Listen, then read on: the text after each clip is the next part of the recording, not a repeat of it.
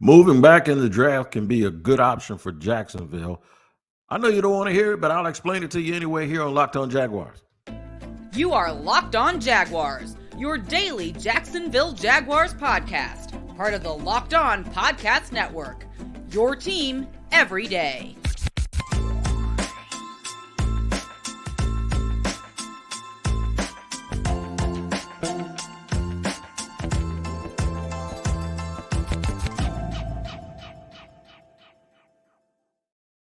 I am Tony Wiggins, the host of the Locked On Jaguars podcast, where it's your team every day. And we thank you for making us your first listen. I'm glad you guys joined me here. You can join me on YouTube at the Locked On Jaguars podcast YouTube page. Make sure if you go over there, you hit the subscribe button, hit the like button, and hit the bell so that you receive notifications each and every time we drop an episode. And wherever you get your audio podcast, make sure you tap into that location every single day so that you don't miss an episode. Today's episode is brought to you by Gametime. Download the Gametime app, create an account, and use the code LOCKEDON for $20 off your first purchase. That's Gametime. Shout out to the everydayers that listen to the show that make us who we are. We appreciate you, and you can be an everyday. All you got to do is listen to the show every day. All right, I want to discuss today why moving back could be best. And I know folks are going to get upset at me. And the first thing they're going to say is, well, if you move back, that makes it more and more difficult for our GM to make a good draft pick because he does well when he has the pick up front, right? Well, they moved back twice last year. And I do believe there's a quarterback dynamic that allowed him to get more for moving back this year. We'll discuss that. Segment 2, shopping on a less crowded aisle. And what do I mean by that? Well, while everybody else is looking at quarterbacks and everyone else is potentially looking at wide receivers, the Jaguars get to go over to the other aisles and maybe grab some things because everyone is over on the real crowded aisle. We'll talk about that. And then don't overthink it. We all have a tendency to do that, especially in content creation when you're trying to make sure that you show every perspective to the fans. Sometimes it could be paralysis by analysis and overthinking a little bit.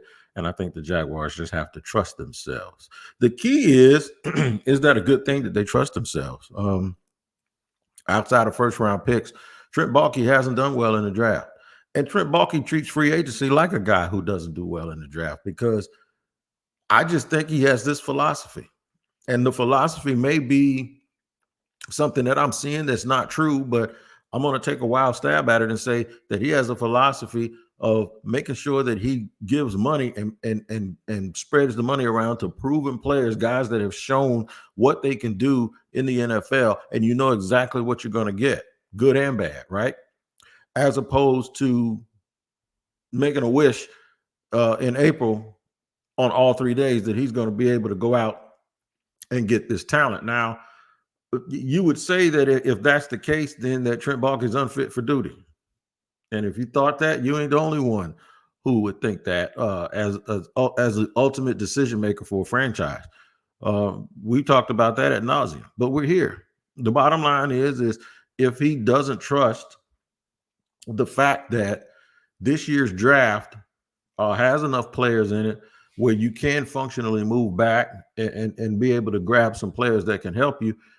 If he doesn't trust himself, that's a bigger issue for the Jacksonville Jaguars. But maybe he, like other people, have convinced themselves that it's not about trust, it's just about expectation and being real. And you got to be real. If you need somebody to help you right away, why not go and just pay extra money for a guy that you've seen what he can do on another team on this level, as opposed to guessing.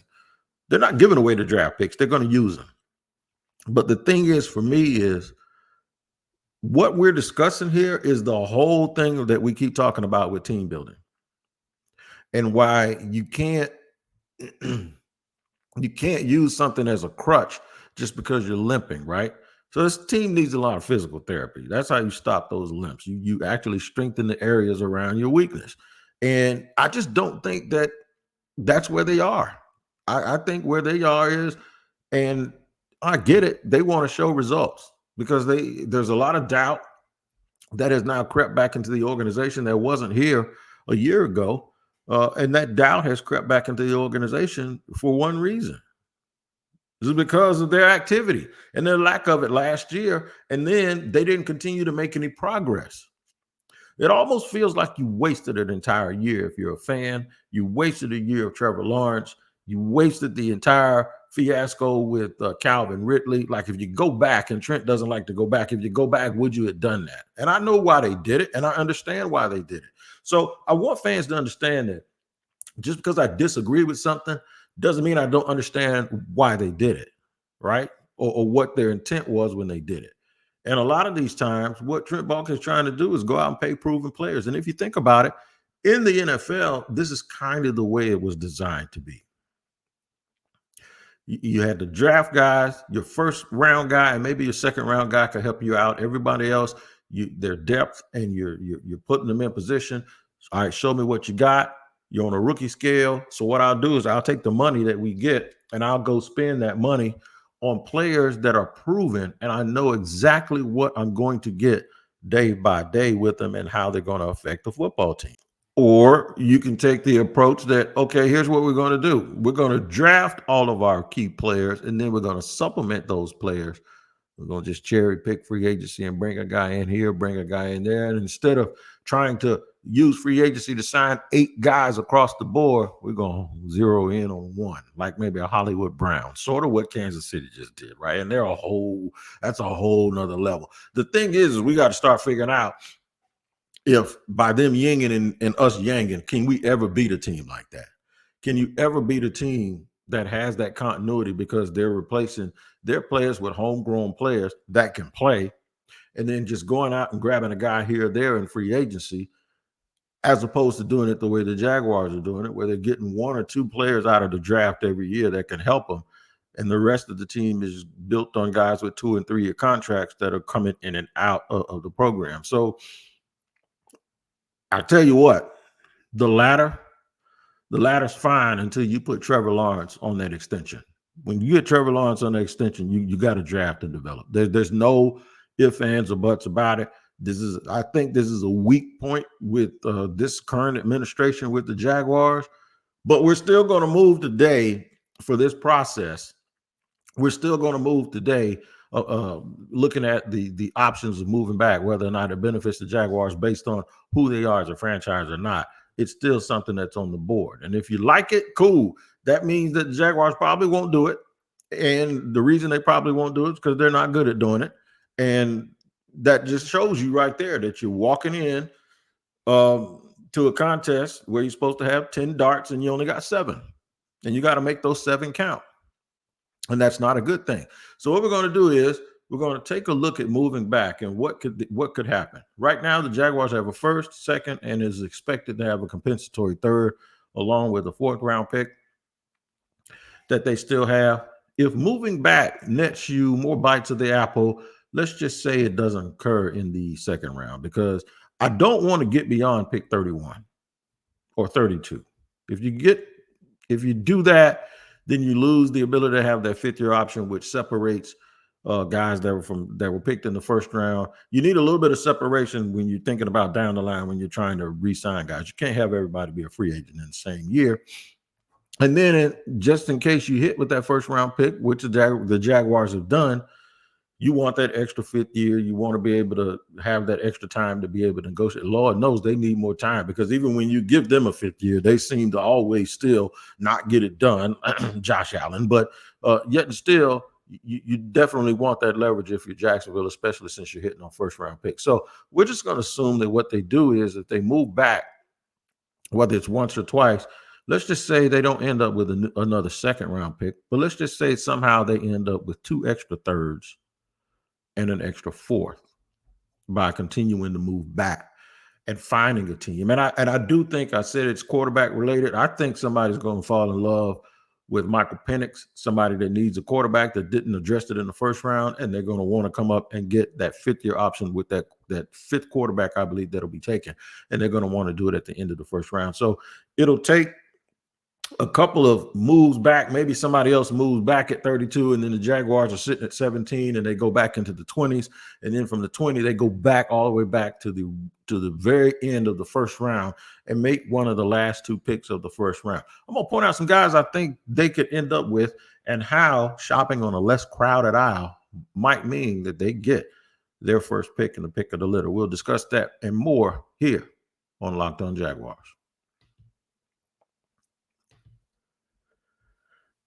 First, I got to let you know about the Gametime app. That's right. Gametime ain't playing no games, man. When you need tickets to any event and you've been procrastinating, don't worry about it. Guess what? Gametime.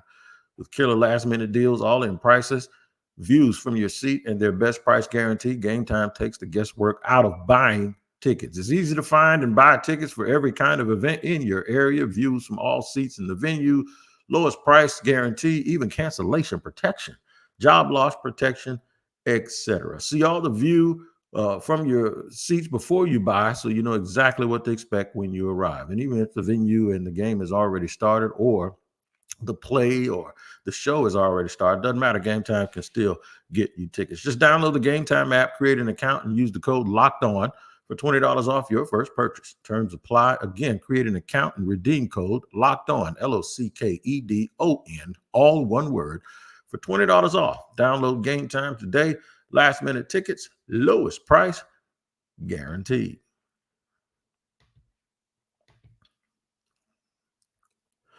Segment number 2 here on Locked On Jaguars, where it's your team every day. As you know, Locked On has launched the first ever national sports 24/7 streaming channel, Locked On Sports Today. Baseball fans, mark your calendars for March 20th at 7 p.m. Eastern Time for the best Major League Baseball season preview, coming exclusively to Locked On Sports Today. On March 20th at 7 p.m. Eastern Time, be the first to get local insight from the MLB local experts of the Locked On Podcast Network. Find it on March 20th at 7 p.m. Eastern Time on the Locked On Sports Today 24/7 streaming channel on YouTube or the free Amazon Fire TV channels app. All right, getting to it here, talking about the benefits of possibly moving back late into the first round and going and arming yourself with more day 2 picks to be able to make a big difference here for this draft. Now, the reason you would do this, I think, is because if you're Jacksonville, you filled a lot of your needs, right? The other thing is you're not in the market for a quarterback. I'm not going to sit here and have a debate with people that think Trevor Lawrence is not the answer. For the sake of this show and this exercise that we're doing, whether he's the answer or not long term is irrelevant. They're not in the market for a quarterback. And because they're not in the market for a quarterback, this bodes well to be a very good draft for them, because there could easily be five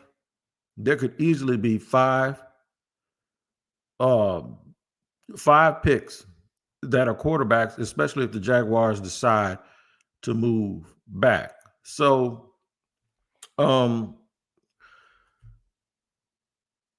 there are people that think that this is not a good draft. Those people always say the draft isn't good. I've been getting a lot of messages from friends saying, "Why you want to move back? You're the only person saying that this is a good draft." No, I'm not. I'm not, because the people I talk to all say it's a good draft. And when I tell them that somebody says it's not a good draft, and I tell them who it is, they always say the same thing. They say that every year.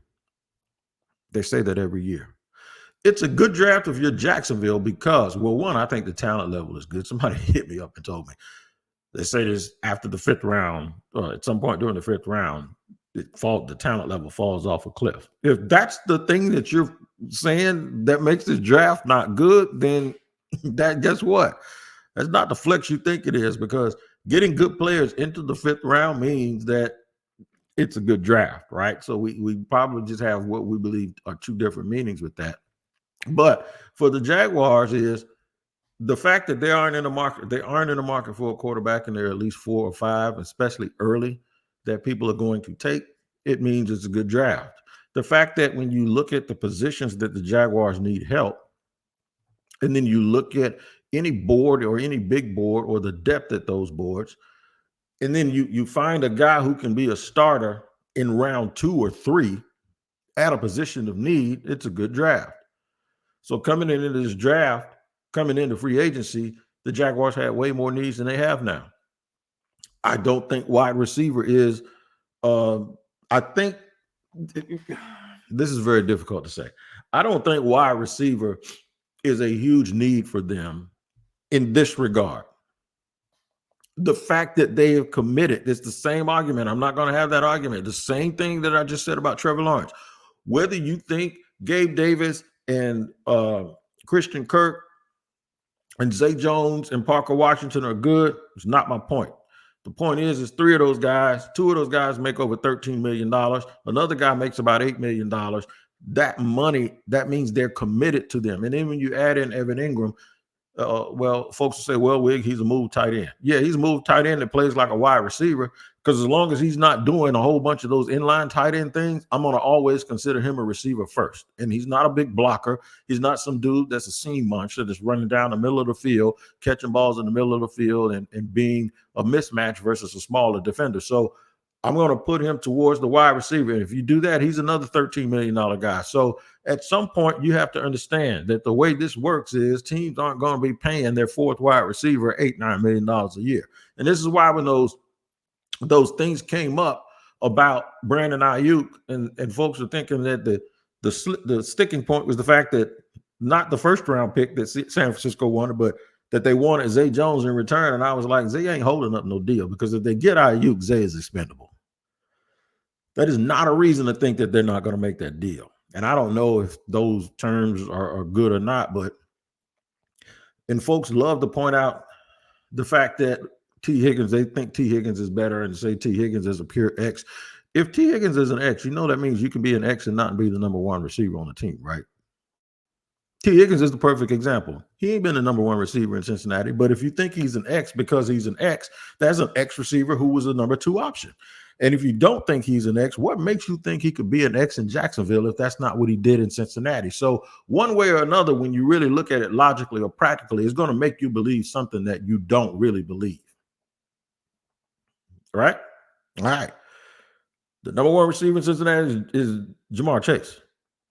Then that's not even a discussion.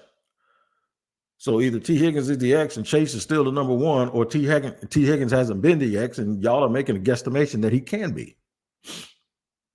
There's this correlation between X and number one that is a little bothersome for me. So if they do decide to stay at 17 and go wide receiver, then that would probably mean that Zay Jones is gone. The same way it would mean Zay Jones is gone or he's going to take a pay cut, and that's also a possibility.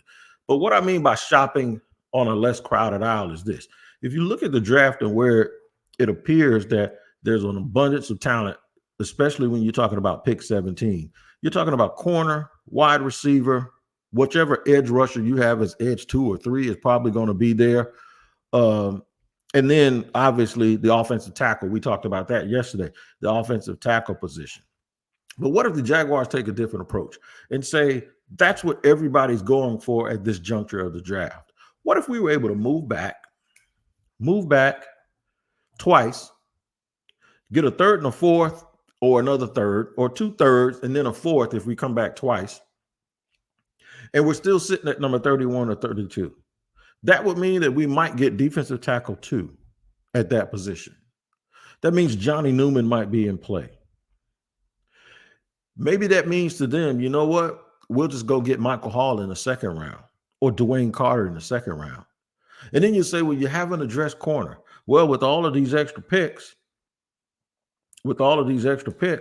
we can address corner at the end of the first or wide receiver. And then with the extra picks, still come back in the second round, get defensive tackle 2. And then in the third round, pray that Max Melton and Jarian Jones or Renardo Green or somebody like that, if you're going to get 2 corners, that they can draft 2 corners. I did a scenario where they actually moved back in the draft, surprised people, took Max Melton late in the first round because of his ability to play nickel and how he tested at the combine, then came back and got Michael Hall in the second round, then came back and got both Jarian Jones and Dwayne Carter. So they double dipped at corner and they double dipped at interior defensive line. Or they don't have to double dip. If they get one, they can come back and then take a wide receiver that will obviously still be on the board and a lot of guys that can still play. There's a lot of ways to do this. The Jaguars are not going to be hopefully bound to just not trusting themselves enough to be able to move back and take really, really good players that could help this football team and try to get them to start being more of a developmental team. But they have to hit on those draft picks. If they don't hit on them, it does not matter about development. All right, we'll discuss that and how the Jaguars just shouldn't overthink this at all. We'll do that in just a second here on Locked On Jaguars in segment 3.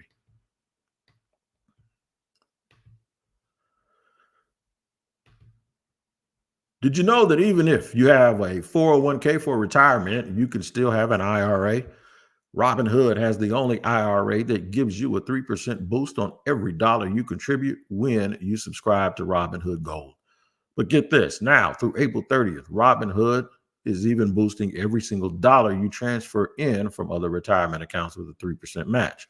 That's right, no cap on the 3% match. Robinhood Gold gets you the most for your retirement thanks to their IRA with a 3% match. This offer is good through April 30th. Get started at robinhood.com/boost. Subscription fees apply. And now for some legal info. Claim as of Q1 2024, validated by Radius Global Market Research. Investing involves risk, including loss. Limitations apply to IRAs and 401ks. 3% match requires Robinhood Gold for 1 year from the date of first 3% match. Must keep Robinhood IRA for 5 years. The 3% match on transfers is subject to specific terms and conditions. Robinhood IRA available to U.S. customers in good standing. Robinhood Financial LLC, member SIPC, is a registered broker dealer.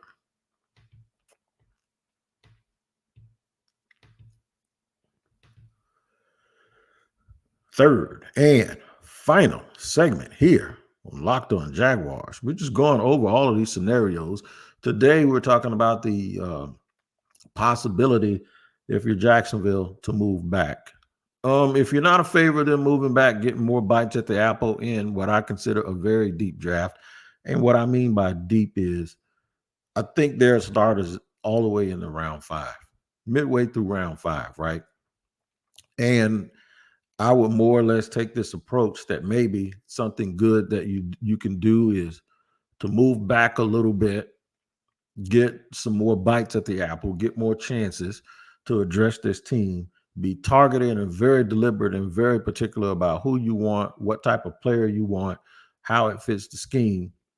And you would think that going into year 4 for this administration, that they will have a pulse on the football team to the point where they'll know exactly what type of player they want, what type of culture they want to establish, and how they want to go about doing their business. I'm going to concede something, and that is I now further understand the Mac Jones pick a little bit better.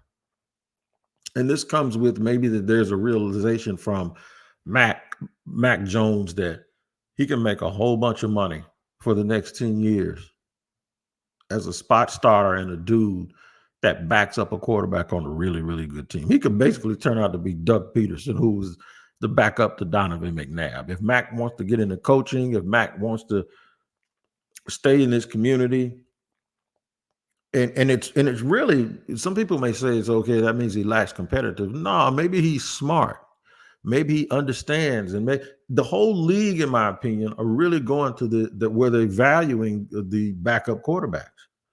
There were a lot of backup quarterbacks that had to play last year that helped their team. Gardner Minshew was one. They were real close from getting into the playoffs, and Joe Flacco basically led Cleveland to the playoffs. So teams are now not just using that backup quarterback position as a dude who just makes everybody comfortable. They're using that as a guy who has played games. Jameis Winston is a really good example.